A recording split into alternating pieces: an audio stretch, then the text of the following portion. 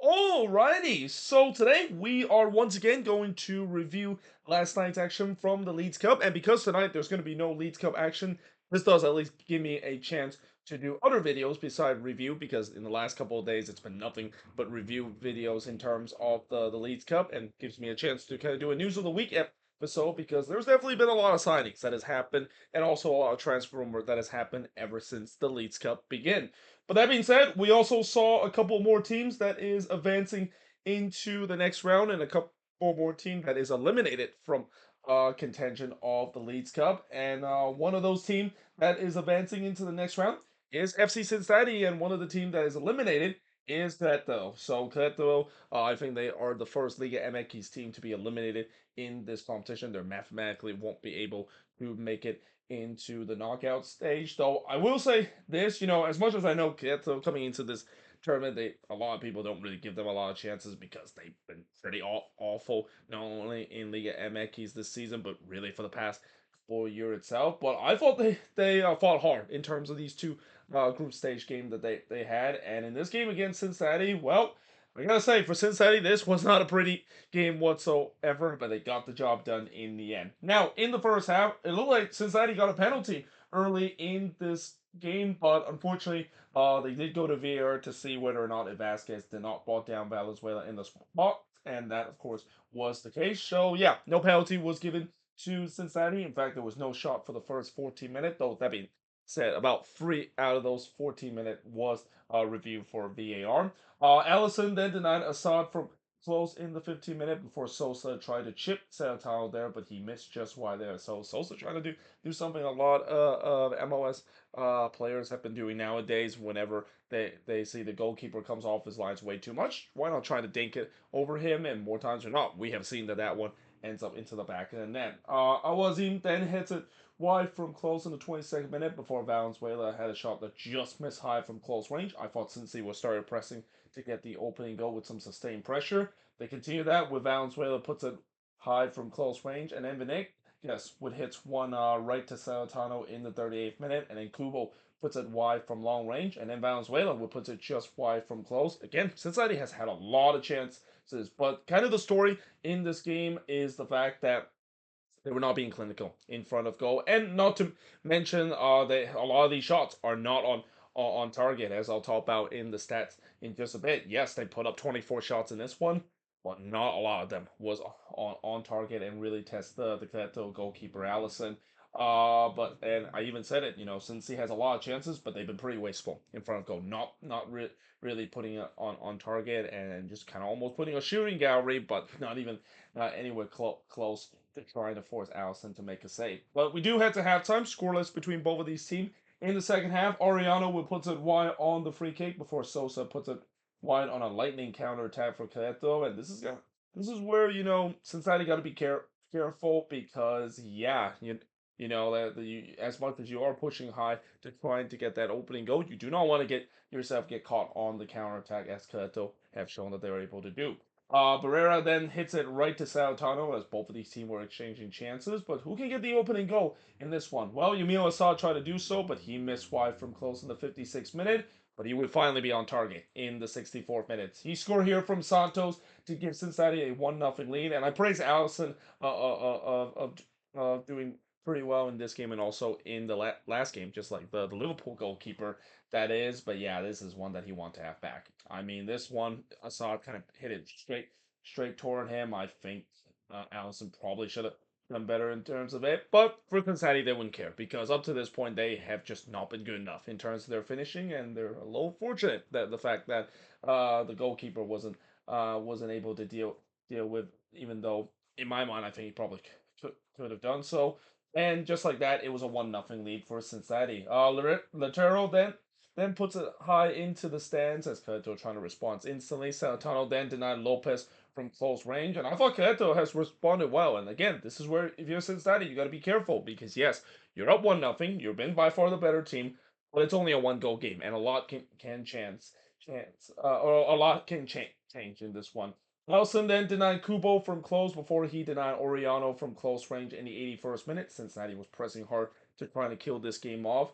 And then Kevin Kelsey missed a sitter here. And Kevin Kelsey, he has definitely cooled off dramatically after really setting the league on fire when he came into this Cincinnati team. And I guarantee you, if he was still in form, he's gonna bury this one 10 at it 10 time. But here, because of the fact that he's kind of suffer a bit of a downturn in form, just completely miss a sitter despite he have an empty net to shoot in the back post. And this is when I thought, will that chance come back to haunt Cincinnati? Because again, it is still only a one go game. I know Cincinnati is kind of the master of winning one nothing game, and at times that's kind of the Pat Nolan special. But that's should have been a moment to make it 2-0, and that should have been a moment to at least let these Cincinnati fans at TKO Stadium to relax. But in the fifth minute stoppage time, Santos would hit one into the side netting, and despite the fact that it was a very frustrating game if you're a Cincinnati fan, seeing your team just missing the target and blowing chance after chance, they still were able to get away with it and winning 1-0 in this game against Kato. And again, they move on into the next round. As I mentioned, Kato mathematically eliminated in this tournament. Shots in this one, 24 shots committed, 9 that Kato has, but only 5 of them was on target compared to 3 that Kato has. 5 shots off target compared to 13 off target for FC Cincinnati. 5 shots that was blocked committed, 1 that Kato has, and possession-wise, 54% possession compared to the 46% possession that Kato has in this game. And there's no doubt, I think Cincinnati could be better than what they did in this game. I mean, there's no doubt that if they were able to bury those chances, and keep in mind, I don't think Lucho Acosta actually played this one. Yeah, Lucho Acosta actually didn't play in this game, and this is a team that has struggled without Lucho Acosta. In fact, I think this is actually the first win that FC Cincinnati was able to get without Lucho Acosta, because previously they without Lucho Acosta they were like 1-5 in terms of their record. So at least they have that to finally that narrative to finally come to an end. And there's no doubt Lucho Acosta does come back to the Cincinnati team, which I think he will. He's going to make this team much better, but obviously the finishing is a little concerning after what we saw in this game. And I know Pat Nolan would know that his team needs to be better in terms of it and not really keep this game closer than it should have been throughout this one. With that being said, moving on in the next match between RSL and Atlas, and I gotta say, Atlas, I think this is a team that a lot of people are underrating and just really putting under the radar. And we talk about a lot of these good team in Liga MX and also some bad team in Liga MX. Atlas is kind of an interesting one because Atlas, we've seen before they have been able to win a couple of Liga MX title. They had that spell where they won 2 straight after broken almost a 70-year drought of not winning a Liga MX title, and they were a very dominant team. They kind of have been mediocre ever since, but I do think that after, at least with the small sample size that we've seen Atlas in the game against Houston, and even in this game against RSL, I think MLS team, if they do face against Atlas, they got to be careful because this is a team that is capable to do good thing, and I would say that they're kind of like the dark horse in Liga MX, and in this game they really give RSL all they can handle, and this game probably would have gone to a PK shootout if it wasn't for one spectacular moment of magic from Nelson Palacio. Now, early on, not much chances early happened in this game as it was 1-0 in terms of shots in favor of Atlas. Vargas then denied Crooks from close range before Gomez hits it into the side netting in the 12th minute. A big part of why Atlas could be a team that could be tough to beat is because their goalkeeper, Camilo Vargas, started for Colombia in that Copa America run, and he was very good with Colombia doing that Copa America run all the way to the final against Argentina. Vargas then denied Gomez from long range. RSL, I thought they have woke up after kind of a bit of a slow start in this game. They were pressing for the opener. Though, as I said, that Atlas themselves looked to try to get themselves the lead in this one. Beavers would deny Rocha from close range. That also came after a WTF turnover from Justin Glad, and they are very lucky that they got away with it. I mean, Justin Glad, very very good center back for this RSL team, and that was very unconventional of him just giving the ball away badly in his own half. Beavers then denied Mora from the corner in the 20th minute, but then the 25th minute, on the back of sustained pressure, Atlas takes the lead. It's Reyes scoring for Marquez to give Atlas a 1-0 lead. Lozano did look to trying to get the second, but he was denied by Beavers. And Atlas has looked the more superior side, at least on the attacking end. RSL was definitely having a lot of trouble in terms of slowing things down, especially on the defensive side. They were definitely not touch close in terms of it. Gomez then had a shot that was denied by Vargas, and I also thought that the camera basically had a Fox Sports moment here. So basically, the camera, I don't know who was controlling it, but they decided to show one of the Atlas player that was nowhere near in terms of where the ball was being played, and by the time that they showed the action again, we already saw Camilo Vargas make the save from Gomez, and if that one went in again, there's gonna be a lot of angry people watching this and missing a goal. I mean, this is not the first time we have seen it happen on Apple TV. We saw it happen earlier this season as well. And, I thought Apple TV it does not do these kind of Fox Sports kind of blunder of just basically decided to replay something that has nothing to do with the game or decided to focus on a player that is nowhere near in terms of where the ball is in play, and again, almost a bad moment there from Apple TV of missing a goal because of it. But that being said, a goal was scored right on the stroke of halftime, and it's finally over. Anderson Julio has finally scored a goal for this RSL team. I mentioned, as much as RSL has been a lethal goal scoring team this season, one guy that has just been completely snake bitten is Anderson Julio. But he finally broke his curse here. He scored from Gomez to tie the game up at one apiece, and that has to feel good for Anderson Julio. I mean, anytime when you are on a long goal scoring drought, it's always tough to trying to shake it off and trying to finally score a goal to really put the monkey off your back. And as I said, I think Julio's definitely gonna feel good about that, finally scoring a goal here, and most importantly, tying the game up for RSL as we head into the second half. In the second half, Hidalgo, I thought he got away with a second yellow card here because he definitely taking a nasty kind of swing of a challenge there on Marquez, and yeah, that absolutely should have been a second yellow card. I do not blame Atlas fans being very upset about this, and that they probably should have been a man up, and RSL should have been down to 10 men, and also this does not help in terms of the narrative that I'm hearing, at least from Liga MX fans, of the fact that in this tournament, referee decision seems to be more in favor of MLS team compared to Liga MX foes. Murillo then puts it wide from close range before Marquez puts it wide from long range, as Atlas has looked like the better team early on in this one. They were looking to try to get the lead back. Rocha then had a long range shot that was over. We then had a bit of a long injury delay due to a head injury, and it feels like it was a bit of a gong show in terms of how they dealt with the head injury. They basically looked like they were going to start the play and then stop, and then it was just a mess. It took way too long to deal with, and obviously the fans inside American First Field, they were not happy because of the fact that a head injury should not be delayed that long because of how the procedure is. They just feel like there was a confusion in terms of how to deal with it, and as a result, we had a long spell, a period where which was basically nothing happened because of the gong show of procedure trying to deal with a head injury situation that happened during that play. Vargas then denied Gomez from long range. And Atlas, I thought again, started to drop deep a little bit as RSL started to push their lines a little bit. But the question is, can they crack this Atlas defense? Which, when they do sit deep, Atlas, they did a really good job in terms of limiting any chances that RSL, of course, had. With that being said, despite the fact that they did that, they cannot stop this chance in the 79th minute because, my oh my, Nelson Palacio, you talk about an absolute thunderbolt. This was hit from so long range, just completely caught everybody surprised. Probably even caught Camilo Vargas surprised, the fact that he hit that from long range and it basically went top in. He scored there from Glad to give RSL a 2-1 lead. Definitely in contention of a goal of the tournament. And again, as I said, it was a banger and a half. I mean, of all the good goals I've seen score here in this Leagues Cup, this is going to be right up there and probably right now at the top of the list as the best goal we have seen so far in this tournament.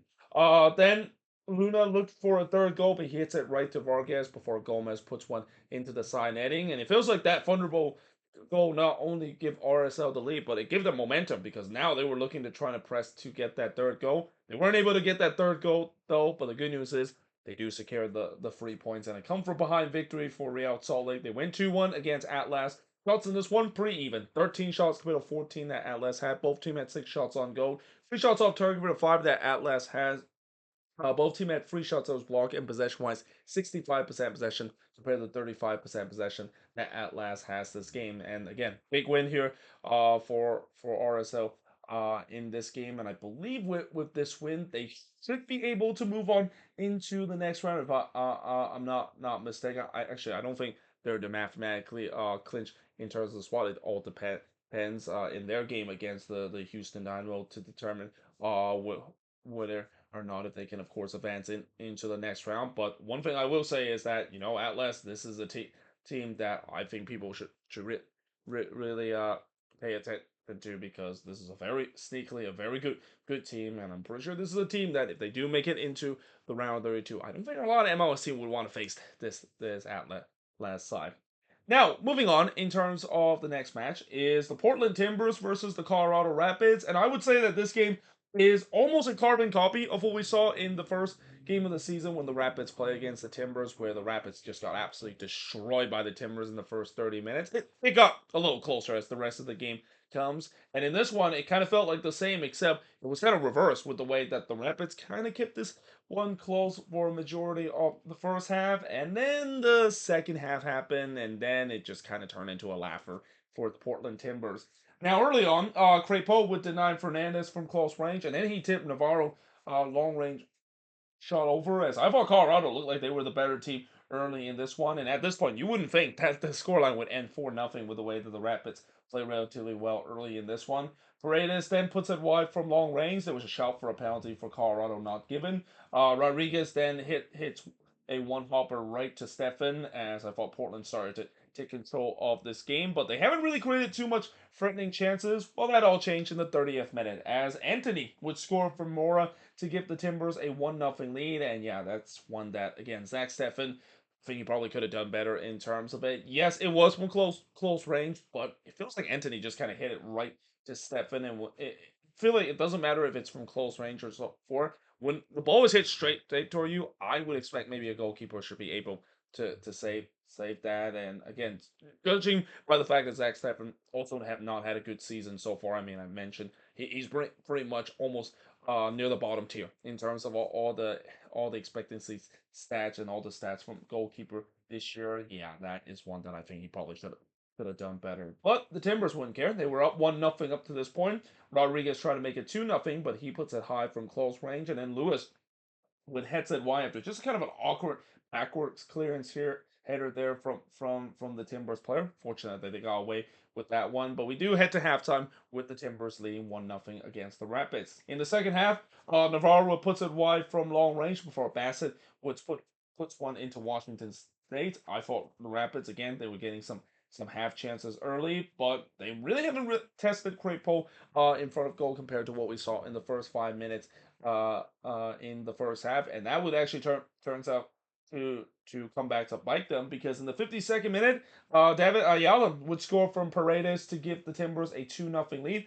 That goal came off the set piece. Who would have thought that the Portland Timbers now all of a sudden become a good team on set pieces? This was a team that for a very long time they just cannot score in set pieces. But in the last game against Leon, they were able to score 2 goals from the corner, both from Zach McGraw, and now here we go from the set piece. It's David Ayala, the one that is at the end of the set piece. And again, how many times I've mentioned when you defend a set piece, you cannot let the first guy get there to flick it into the dangerous area, because if you allow that to happen, yeah, that's where you're more likely to concede. And here the Rapids allow Paredes on the end of Evander's corner to flick it into the dangerous area, and when that happens, more time or not, the ball is going to be in the back of the net. So yeah, that gives the Timbers a 2-0 lead. As I mentioned, that was the third goal that they have scored from the corner in the last 2 games. And again, this is prior to, they even mentioned prior to the 99th corner attempt that they have, they didn't score a single goal, and now they've scored 3 goals in the last 2 games, and really 3 goals from what seems like just the last 7 or 8 corner attempt. In the 54th minute, Bassett did look to respond, but he hits it right to Crepeau before Evander puts one into the Timbers army. Vines then skies it from long range before Moreno puts it wide from long range, as the Timbers were looking to put this game away with the third goal, and they do. And in the 70th minute, Mason Toy would score from Mascara to make it 3-0 in favor of the Timbers. So I guess thank you, Montreal and Minnesota, in terms of seeing Mason Toy score. For those of you who wonder why I say thank you, that every time when Mason Toy scored for Montreal, I always say thank you to Minnesota because of the way that he shipped him or Minnesota basically decided to trade him to Montreal, and for good reason too, because I thought doing his latter part of the time with Minnesota, it feels like he kind of needed a change of scenery, and I always still love Mason Toy. I'm pretty sure a lot of Loons fans still like Mason Toy with what's done. He's again another player that is kind of one of the biggest what if in MLS in terms of, so could have been a lethal number nine in this league is if it wasn't for injury and getting kind of bogged down into the pecking order of the depth chart. But that also again is the first goal for him for the Portland Timbers, and not long after they make it 4-0. It's Santi Moreno. He scored from Evander to make it 4-0 in favor of the Timbers. Again, it's pretty much a deja vu of the opening match that is happening in the second half, where the Portland Timbers just don't miss. Every time they go on the attack, it's in the back of the net. And this also kind of gives me a chance in terms of writing down the boards, because while this game was happening, I was trying to write down the notes on the board of the previous two games. So I also want to thank the Portland Timbers at least making this game out of reach, where I didn't really kind of pay attention at least in the last 15 minutes, or at least even put any notes in the last 15 minutes while I'm writing the notes on the board. But one notable thing that did happen is that there was a standing ovation for Larry's Mabiala when he is subbed into this game, and this could be maybe his last game for the Portland Timbers, because as I'll mention in the news of the week episode a little later, it feels like Larry's Mabiola is going to be announcing that he's going to step away from the game. He didn't officially announce that he had retired from a professional career, but he is definitely stepping away from the game, and big part of that, of course, is to deal with his mental health. And I respect when a player does that, because mental health is definitely a big thing that that is still going on, and a lot of people don't know that these athletes, they're human just like us, and when things are not going well, especially some of these players suffer through depression. They need to step away from the game to kind of take care of that, and I respect Laris Mabiola decided to to to notice the wealth beam of himself over the game that he loves to play, because sometimes when you're suffering from mental health, and if you feel like you're on the edge, sometimes you need to take care of that rather than keep playing and keep ignoring that on the side.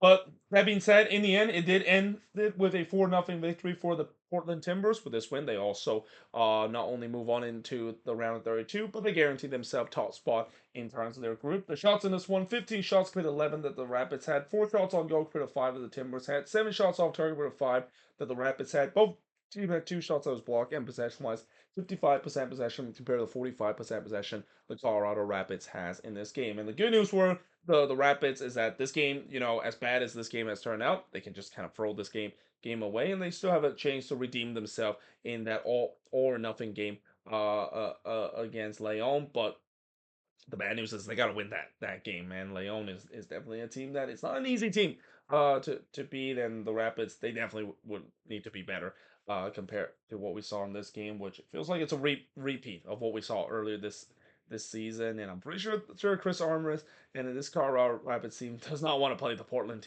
Timbers again. And the bad news is I think they have to play them one more time, but at least it's gonna be in Colorado instead of at Providence Park, because this season it's been a house of horror for the Colorado Rapids when they play against the Portland Timbers. Now, that being said, moving on into the other resort that has happened, because these are the free games that I detailedly reviewed. There was, I think, 5 games that was on yesterday, or actually I think there was only 4 that was on. But the one I didn't watch was Toluca versus the Chicago Fire, and this game actually had a bit of a weather delay. I think in the second half, the game didn't kick off until 10:10 p.m. Central Time, and we had like about an hour long due to weather delay. And it's also important to mention this game took place at SeatGeek Stadium in Bridgeville instead of at Soldier Field. But despite that, it still were well attended, mostly because there was a lot of Toluca fans in attendance in this game, and they saw their team win 3-1 against the Chicago Fire, as the Fire is another team that is now eliminated from Leagues Cup play. They become the second team joining the Red Bulls of the team that is eliminated Leeds Cup play. Though they did get off to a good start as Kutsias for the second game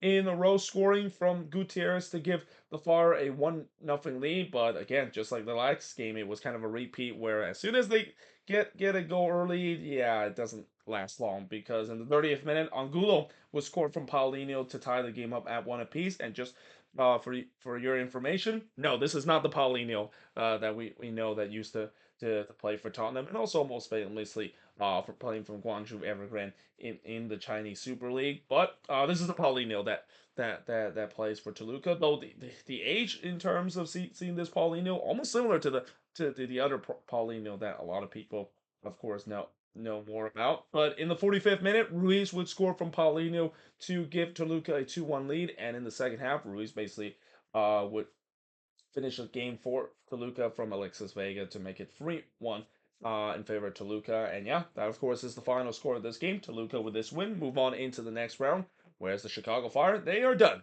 in terms of Leeds Cup. And I think it's only fitting the fact that the Fire is one of the first team to get eliminated because, this team has just been nothing but pain. They were hoping that maybe this Leeds Cup will be a little bit different. Nope. Instead, it's a quick exit for them, and now they're gonna have to hope to get ready to get back into league play. Which again, when they get back to league play, if they follow the narrative of the Chicago Fire, that means they'll probably collapse like what we seen years and years. But as I said many times before, I really hope, just for the sake of not just only need for the Fire fans, but also just as a neutral, seeing the suffering of the Chicago Fire years and year.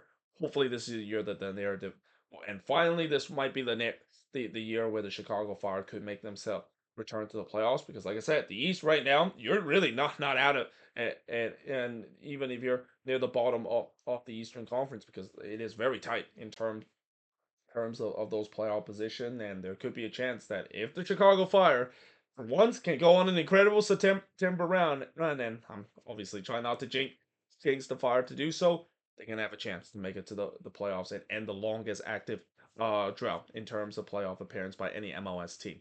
But there you have it. That is pretty much it in terms of the review of these Leeds Cup game from yesterday. Of course, tomorrow we're going to have more Leeds Cup action. I forgot how many games we're going to have. I think we're only going to have like 3 games.